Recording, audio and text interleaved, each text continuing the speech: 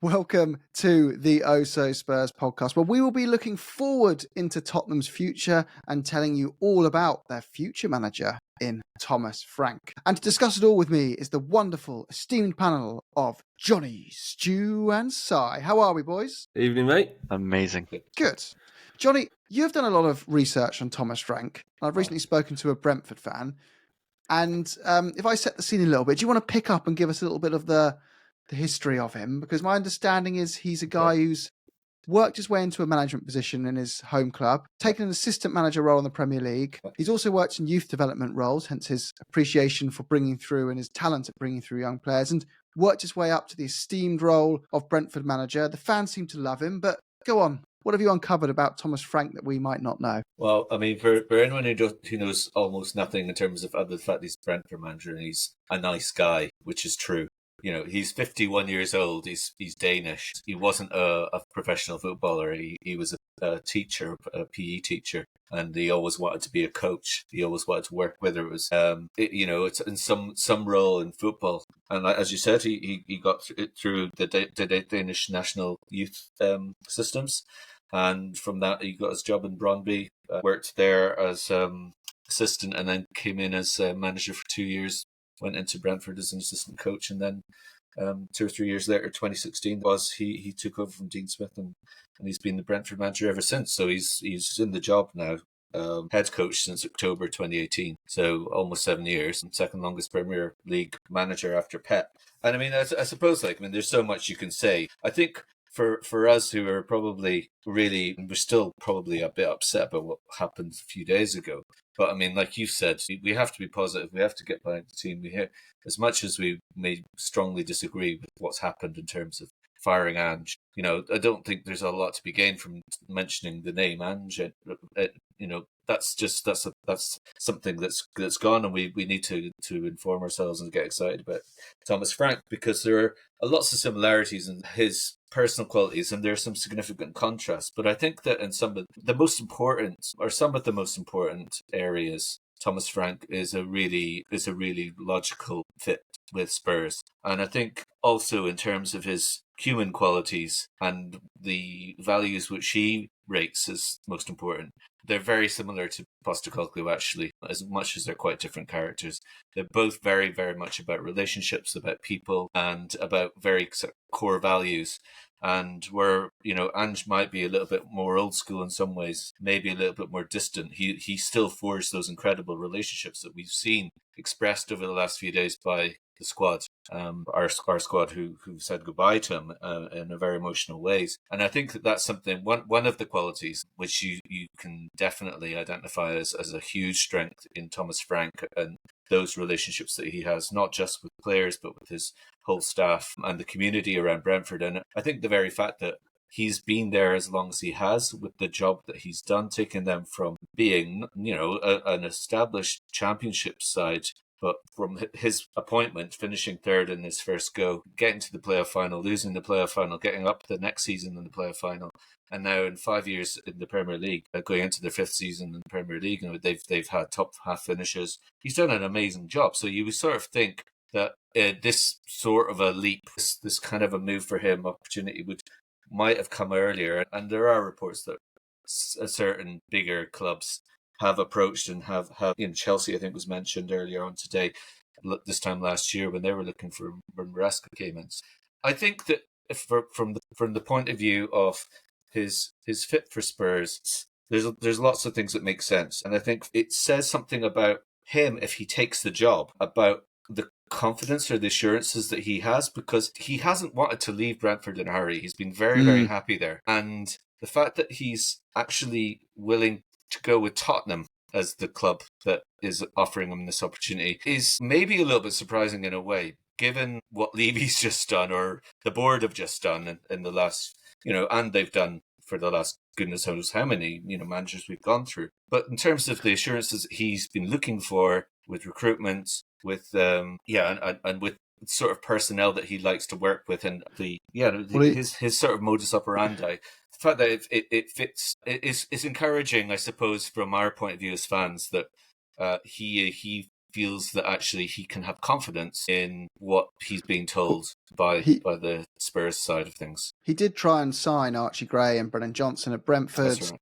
And Yeah. he loves working with these young players, so that was probably appealing. But Stu, how are you? I think a lot of the fans are going to have to experience a big shift, right? Because we've seen shifts in styles of football, and Frank does have a style of football. He does prefer front foot pressing football. His players did have a lot of injuries last season, and that's because they do a lot of sprints back, but he will have a bigger squad at Spurs. So there are similarities there. But like Ange was the kind of Australian football manager version of Evel Knievel, whereas Frank leans towards circumspection, right? He's sensible, he's pragmatic, he's more risk adverse. Like, are you okay with that?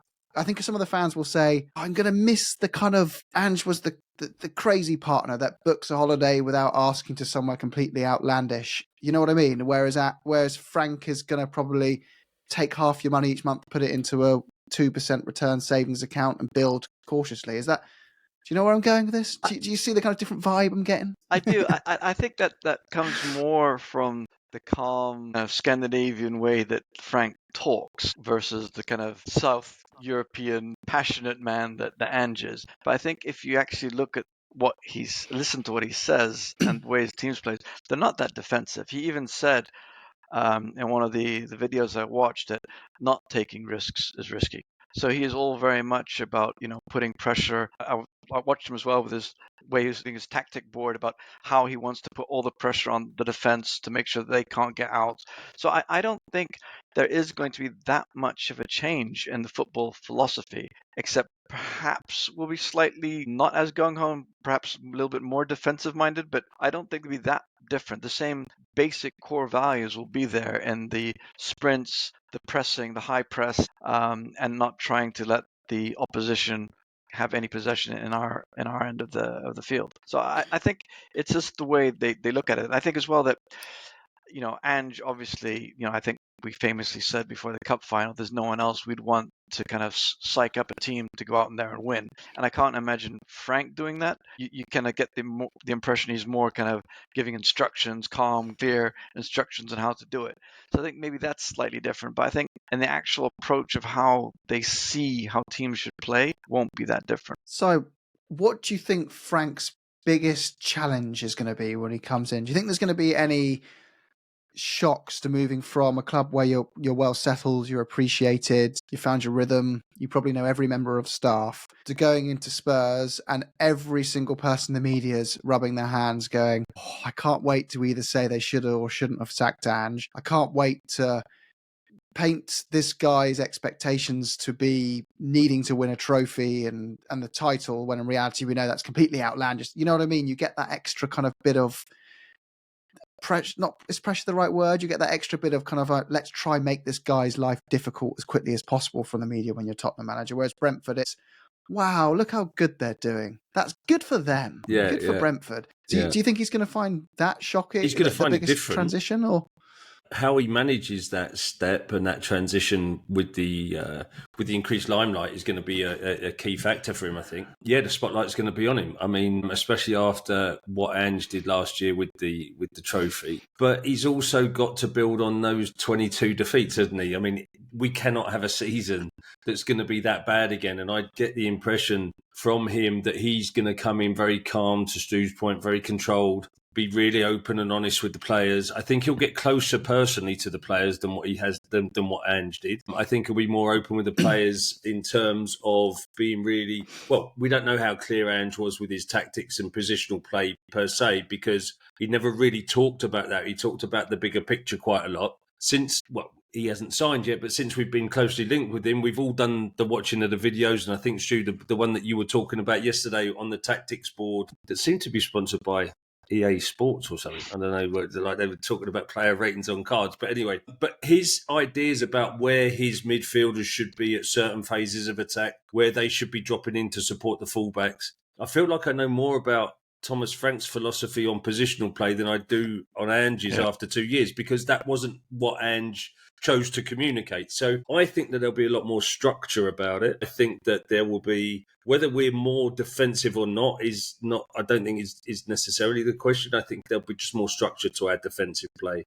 And there'll be more structure to the way that the midfielders support that. But coming back to the point about stepping into this behemoth of an organisation, you're going from a ground that holds 20,000 into a ground that holds 63,000 nearly. The pressures are different, the focus is different. But I think if there's anyone that can handle it, from the way he's talked to the media, talked to the press in the past, I think the problem will be is if he has a bit of a dodgy start, or when we go through a sticky patch, how does he handle the media then? I hope the fact that he is so focused on the people and the culture is going to be his key strength for Spurs, I think. Because, he uses the phrase that, culture eats strategy for breakfast. So you can put in place, sounds a bit corporate BS, but there's a big element behind that. If you don't have the right people with the right attitude all going in the same direction, your strategy and your tactics and your training can be anything you want. But if you've got the wrong people in there with the wrong attitude, then you're dead. You're dead in the water. It doesn't matter what your strategy or what your goals are. I think he brings a lot of that. And I think, he uses the terminology "no dickheads," right? Yeah. And that comes from the New Zealand rugby team. We've heard that before as well. And I think he'll assess quite quickly. It's good that if we get him in the next couple of days, he's going to have the full pre-season with the players. And we've got to look forward. It's football. We're still here. Ange isn't here anymore, and that's unfortunate and it's upsetting. And I've still not got it quite out of my system yet. But I've got to look forward and support the manager, whatever decisions have been made by the board. And it's interesting that it was a board statement, not a Levy statement as well. I don't know whether there's anything to read in there, whether there's some shenanigans going on. And there'll be some significant changes at that level as well, because Scott Munn has been announced as gone now, right? I think, is that official now, or is that still It's widely reported, but not official. Widely reported, so it's not official yet. But I think with Donna Cullen going and Scott Munn looking like he's being shown the door, maybe that means something else. Maybe they're some of Ange's Levy's strongest supporters, and maybe that means a bit of a change there as well. This new CEO. Could I ask you a question, Si, about culture? Because we've said that it might not be that big of a difference tactically, but obviously there's been a large outpouring of affection from the players for Ange. Do you think with the way that Frank approaches culture and fosters the family environment, that it'll be more of a smoother transition as opposed to bringing in a very different manager, so it won't be that big of an issue in the changing room? I think the fact that he acknowledges that culture is such a big issue and such a big thing in an organisation, I think he would be good in a senior management role in any corporate organisation, because he understands how important culture is. I think what it will do, Stu, is it'll allow him to be able to communicate that to the players about what does culture mean, what does attitude mean, what does he expect from that. But also, my guess, obviously totally guess, I don't know him, but if he's going to ensure a smooth transition in the culture, he'll be absolutely acknowledging everything that they did right under Ange, and that what they've done to get here is amazing. Now, what do we do to push on? This isn't about, diminishing the Ange era, diminishing the players, their outcomes. It's all about, right, how do we move from here? You've been absolutely wonderful. Now let's move on. And that's the way that I think if you're coaching a senior leader coming into take over from a manager who's been let go, then you would want to acknowledge what the team's done well to get them to where they are, and how then do you push on. Just on the culture side of things, and I think it's important we all had our own notions of Frank before the last week and the way that this is all developed, and I think that probably any rational person out there who appreciates football would recognise that he's somebody who's got a lot of credibility. But when you actually dig down a bit deeper and you see what's behind it, how substantive he is as a person. And I think that is often people make the mistake, don't they, of thinking, oh, somebody's got sort of a calm demeanor, that there's some kind of like, they're a bit of a pushover, or that they don't have any steel about them, which is completely incorrect. I mean, I don't think you can get to the level of success he's had without having, first of all, a great deal of self-confidence, but also to have a lot of resilience as well. And when you listen, there's the High Performance podcast, which I'm sure you've all listened to as well. It's really some really interesting insights when it comes to culture and his attitude. And he's he talks about the relationship. I thought that when I was talking earlier, the similarities with Ange. He talks about the demands he has on the players, the consequences he has on the players, but also the love that he has to show them. It's a bit almost like a parenting kind of a dynamic there with in fostering these relationships. But there's an acronym that is PATH, PATH, passion, attitude, togetherness, and hard work. He sort of these pillars that underpin his approach, which is very consistent, and he's really pretty relentless about things. He's obviously very, very passionate about the game. He's very committed to excellence. He has a really positive sort of attitude and professional approach to things. Wants to foster a togetherness. I think there was a sort of a day in the life of video with Sky, which is quite worth looking at, and you can see on the walls of the training ground or the I'm not sure if it's their stadium, but they've got phrases like togetherness, which again might be cheesy, but those are they are really important to what the culture is about. And I think that married with the sort of the effort, the dedication, the relentlessness is also visible on the pitch when you see Brentford playing. And anytime you go watch Brentford, you know it's not going to be an easy game. They are really well drilled. They're very, very. I mean, one of the things actually, there's an interesting quote, if I can be indulged, from Pep Guardiola, and he says, actually, no, is it from Pep Guardiola? Yeah, that's one about Pep where he talks about he knows. Yeah, he says, I don't remember in 8 or 9 years a team that played like them in the first 20 to 30 minutes. It's an extraordinary team. Thomas is one of the best. It's just a question of time before he manages a top European club. And Jurgen Klopp said, the football they play is incredible. The organisation is incredible. Thomas's and Brentford is doing a brilliant job. How they recruit, how different they are, how they show that even with less money, it's possible to create something really special. It reminds me a lot of the time at Mainz when I was there. So, I mean, there's high praise. There's plenty more accolades like that out there as well. So, I mean, I think that he's actually really he's quite an exciting prospect for us. So, as much as we're disappointed by Ange, I think he's a really good fit for the squads that we have. And I think, Johnny, the point that you raised there about the three pillars of his culture, if you like, in the middle one, the consequence, he was really very clear, right? Where he said, you know, I think Jake Humphries asked him something, well, what if you get to somewhere and you don't see what you want to see? So, well, you know, everybody has a chance. Everybody gets the chance to change. If they don't change, they go. And it's as simple as that. Exactly. And that is a man who is absolutely, ruthless might be too strong word, but he's absolutely, you know, similar to Ange, locked in behind his philosophy. And you either come along for the ride or you don't. And you know what? It's okay if you don't want to come along with the ride. We'll help you leave. We'll leave on good terms. You can go, but you're not here on this journey. And this is my journey and our journey, like he did with Ivan Toney when he was in the Championship. And he said to Tony, he said, you've got a choice here, son. There were a lot of clubs circling for him. He said, you can go. You absolutely can. You go with our best wishes, or you can stay, score 20 goals, and we go to the Premier League together. Yeah. There's different leadership styles, isn't it? Yeah. Some leaders just are completely unwavering to the point where, you know, they're really obstinate in their approach. I'm not, you know, wavering from my principles. Our ex was very strong at this, and people, after a while, when that person starts to get results, say, yeah, actually, this person's right. And they get bought in and they get very attached to that idea of leadership, that this person will never waver, they'll never falter, they'll stick to their guns, and we will get there. Whereas Frank's leadership style feels more like, I'm very compromising, open-minded, go on, give me feedback, I want to hear it. The good, the bad, and the ugly. You are right, I am wrong. You know what I mean? And it's a different type of leadership. I mean, I'm not saying one's better than the other. Different players will prefer the different types of leadership. But talking of a dogmatic and obstinate group of people, our fans have had a bit of a rough ride of change and obscurity over recent years. Frank's start to a managerial position was, I think, 1 win in 6, and then he went to Brentford and 2 wins in 8.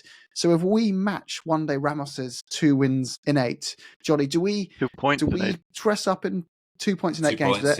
2 draws in it. Do we dress up in purple and gold Morris dancer outfits and start jingling outside Hotspur Way, demanding change? Or are we going to just say, steadfast, give this guy a chance, give him the respect that we gave to the last manager? And would you still believe, you know, he just needs time? Because Nuno, we said no to quite quickly and moved on. Other managers were given a lot more patience. Where do you think we'd land with Frank if he gets off to a slow start? I'm going to have to borrow your your Morris dancing outfit because I don't think there's too many places to stock them in Dublin. To be fair, I think that when you look back to the Nuno comparison, I mean, Nuno was appointed after something like 10 plus weeks of absolute carnage and mishandling by the club. Following the Conte thing and the Stellini thing and the Mason thing. So that poor old Nuno, in a way, was always onto a bad run of things. At least with Thomas Frank, as it all seems almost inevitable, he comes in the next couple of days, he's got the full summer, he's a much better fit anyway than Espirito Santo was. So as much as there's definitely going to be a significantly, myself included, more unforgiving feeling of fans towards the board after what's happened with Postecoglou, because that's going to be raw, right? But I don't. One of the issues that I have with the Ange sacking is the fact that, well, we were supposed to have a project. He was given a 4-year contract. He won a pot in the second year. Yes, the league was awful, but he's been fired when he's just won a trophy. Are we not supposed to be having a project? Are we not supposed to be building something? So if you're literally seriously suggesting that, okay, I know if he does have 2 points after 8 games like Ramos, that's shocking. It doesn't mean though that there's anything to be gained. At the end of you've got to trust, you've got to dig in, and you've just got to presume that with the personnel that's there, things are going to improve. I mean, yeah, there has to be a point at some stage when you unfortunately have to face facts, but I don't think it's going to be coming that early on. I mean, and I don't suspect with his record that that's going to be the case. I think is a very legitimate question to wonder about the European distraction, the fact that he's not got experience. I think he had a bit of Europa League experience with Brøndby, but that's not comparable with Champions League, obviously. So at the same time, he did have experience in the Championship of juggling 2 games a week for most of the season, because that's the sort of congestion of the Championship is very, very full on. So I don't know. I think that there's going to be challenges for him that he hasn't faced before, but I don't think that we're going to be in that situation anyway. And I think that we have to support the manager anyway for a lot longer than 8 games. Whether it seems a long time or not, you've got to give him. It seems like 2 to 3 years is what a manager needs, really. Yes. To get their principles in place, and you've got to say, Ange's just got it. Yeah. He's not an idiot, Frank. He's an A-licensed coach. He's worked his way up into the toughest division in the world to earn a spot. You've got to trust that person. Exactly. And we said before, good, consistent recruitment gives any manager a shot. Give the man good, consistent recruitment and give him a shot, and he might succeed. But talking of which, Stu and Si, a question for each of you. If you're Thomas Frank, what's the first position you're saying? Daniel, Johan, I really need a 6 from both of you, is it? I think nothing's changed since the start of last year, I don't think, in that position. Especially if you look at the way he sets up with those 2 midfielders. Yeah. And now we can set up with 2 8s and 1 6, or the other way. He sometimes plays with 2 8s rather than 2 6, but he definitely plays a double pivot in there. So I think a strong first team ready 6 is probably top of the list. I wonder if he'd have kept Højbjerg if he was still in the squad. I'm just referencing to nepotism. Look forward, Jim, not backwards.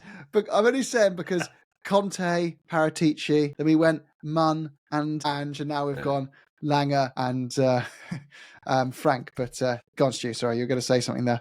No, I was just saying, one of the things, we've been complaining before about the board, about the way we've chopped and changed kind of philosophy, and all the successful clubs.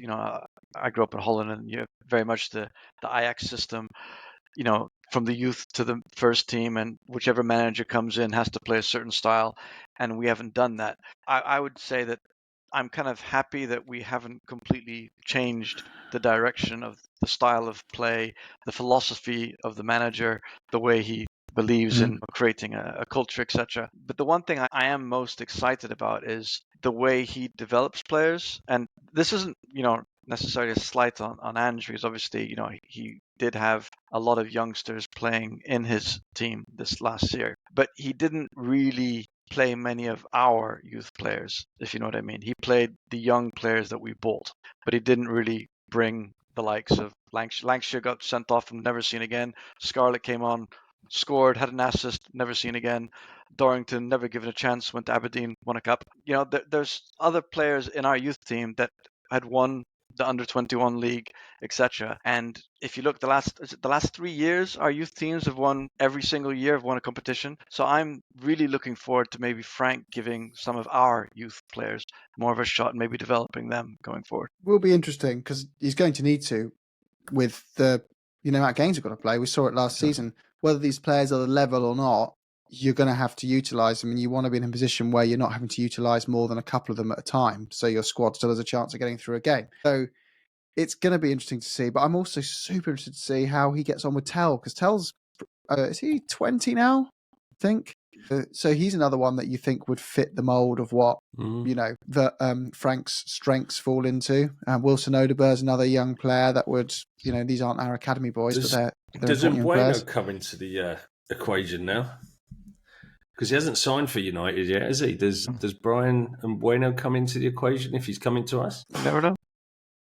So what does this mean for Johnson, though? If we're looking at Bueno, We need two right wingers. We only have one. Odeberg is mainly kind of a left. Yeah, and Decky's not. Yeah, Decky's not. And I thought it was interesting today.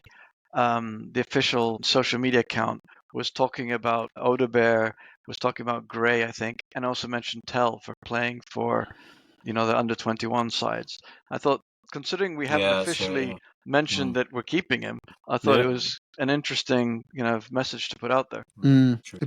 It'll be his big decision though he's got to make. Really interesting one is what would he do with Heung-min, like Son Heung-min? That's such a big decision to make as a new person walking into the building. What do you want to do with the biggest club legend in 20 plus years? Because you might need the money. You might want the money. Sorry, you've got a choice here. You could sell him and maybe use the money to buy one or two younger players that have a ceiling to get there as well, but won't offer it right away, or you keep on to him and make your first 6 months a bit easier. Yeah. So it comes back to, we talked quite a lot in the start of Ange's reign about cultural architects, didn't we? And about how important those cultural architects are. And Frank talks about those as well, interestingly, in that high performance podcast. And that's a big question he'll have to ask himself, Jim, because Heung-min Son is a cultural icon at the club.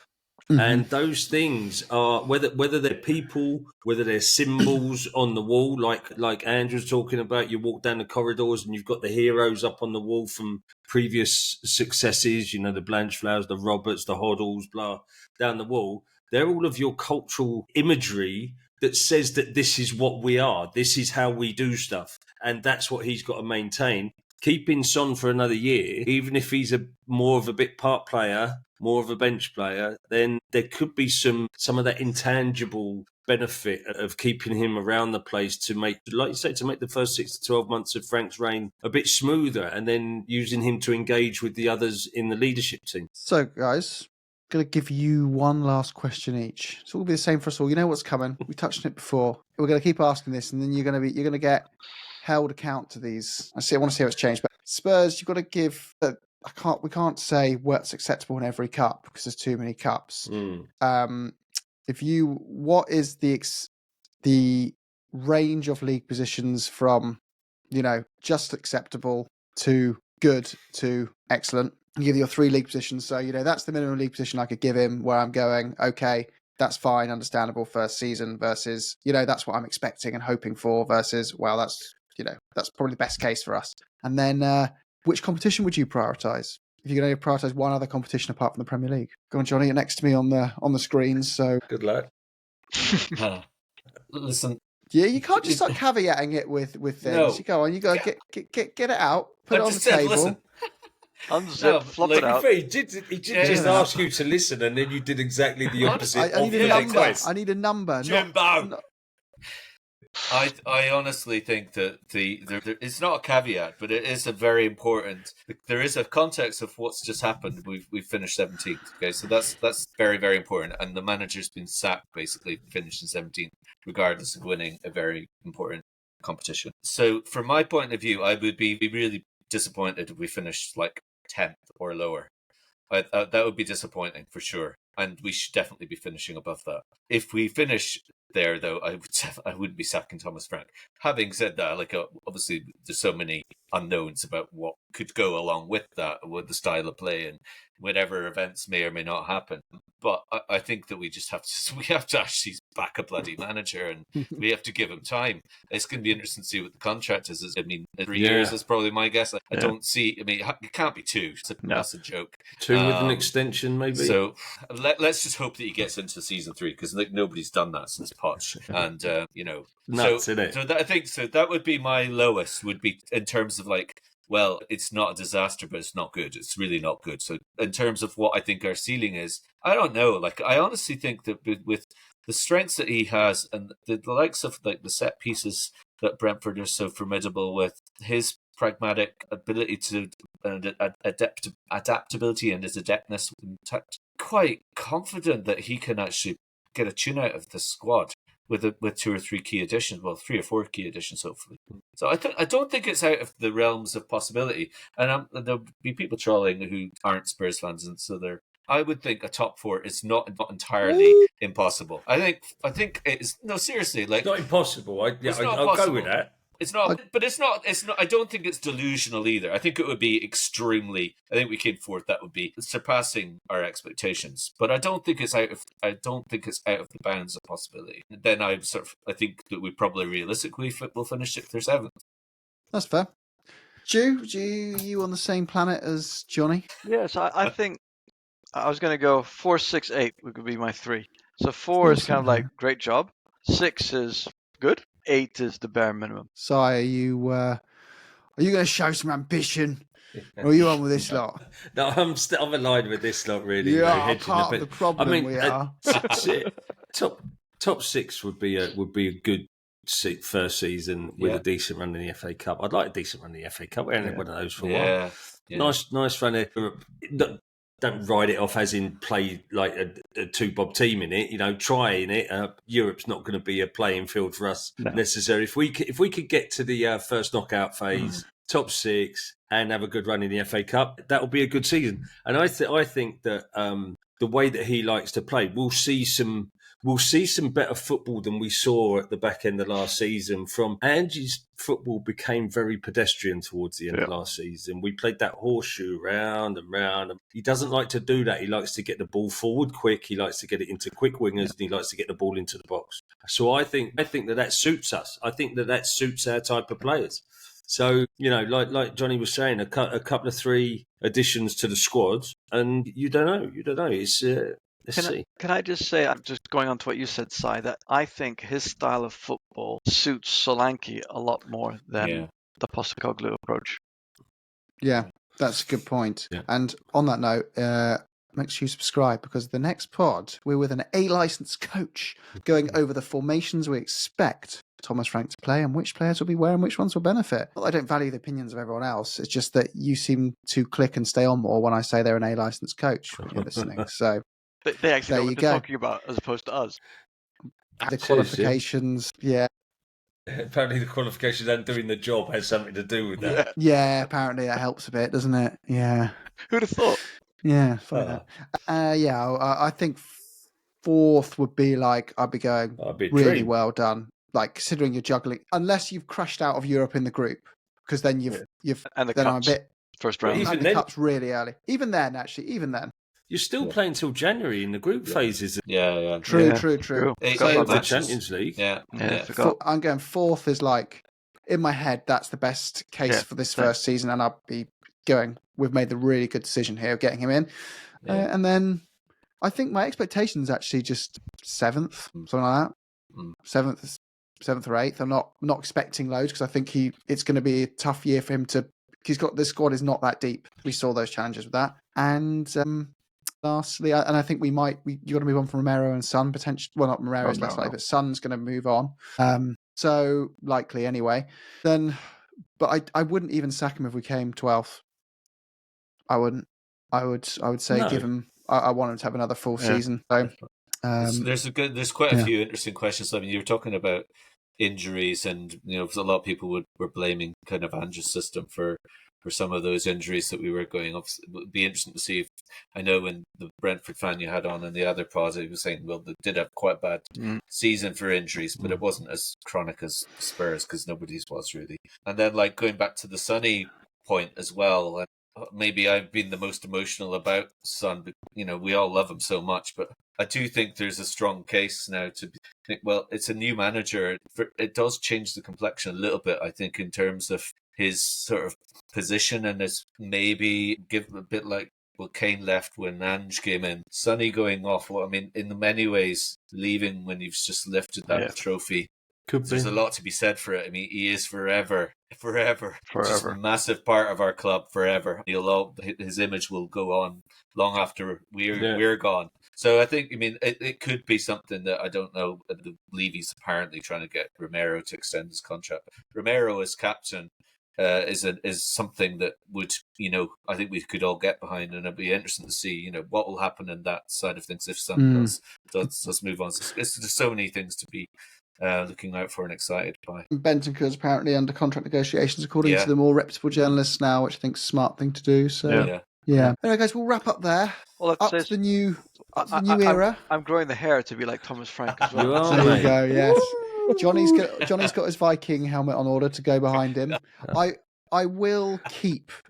I'm going to keep the Ange Ball book behind me until I get framed the tabloid from the day we won the trophy with Ange holding the trophy, and then he can forever remain a part of the show. 100%. And anyway, there's a good theory though that if Frank doesn't work out, how funny would it be if we brought Ange back 6 months into the season? Can I just say, I've not said anything about the Ange thing, but the one thing I will say is, in a way, I'm glad that he's gone this way, because he'll forever be remembered with us lifting a cup. Whereas opposed to if it had gone badly last year and the league format continued, everyone would be looking back and say, well, he fluked the cup, didn't he? Yeah, all that stuff starts. I'd like him to go to another big league, Me too. the top 5 league, and see him lift a trophy. Just obviously not in the Prem, because in the second season we're not winning one. Yeah, and in the second season. Anyway, up the Spurs. Go on, you Spurs. You sick podcasts and football shows that are just a bunch of people spouting opinions with no substance. It's always toxic negativity. It's toxic positivity. There's no substance. You don't come out of it feeling like you've learned anything new. Well, that's why we created OhSoSpurs. It's the Thinking Fans podcast. I'm Jim, and I'm the host. But I am only a sum of many brilliant parts. We have A-licensed coaches like JJ to help us dissect how games changed and how coaches are adapting. We have people who work in finance to tell us how much can Spurs actually spend and why we don't leave it all down to opinions when we discuss these things. We always look for the facts. We go and search long and hard to find people who've actually worked at Spurs. We talk to ex-coaches from Tottenham. We talk to ex-coaches from players we've recently signed to get you a deeper level look into them than you're going to get on a typical show on the internet. But we depend on our members to get this kind of content. To raise the bar and provide you with higher quality content, we need to find a revenue stream that is sustainable for us. And that is where you come in as members. You are the lifeblood of our show. We all do this for free as members of the show, and we need the money to survive and keep it running. So if you would like to be a member, we will promise you back an extra 2 videos per week as a minimum, and first access to our daily videos that come out as well, alongside other things like access to our WhatsApp groups, where you will find those 8 licensed coaches and those finance experts and the rest of the panel to have a chat to about Spurs. So welcome to the show, and I hope you get all you're looking for and you like to stick around. Up the Spurs.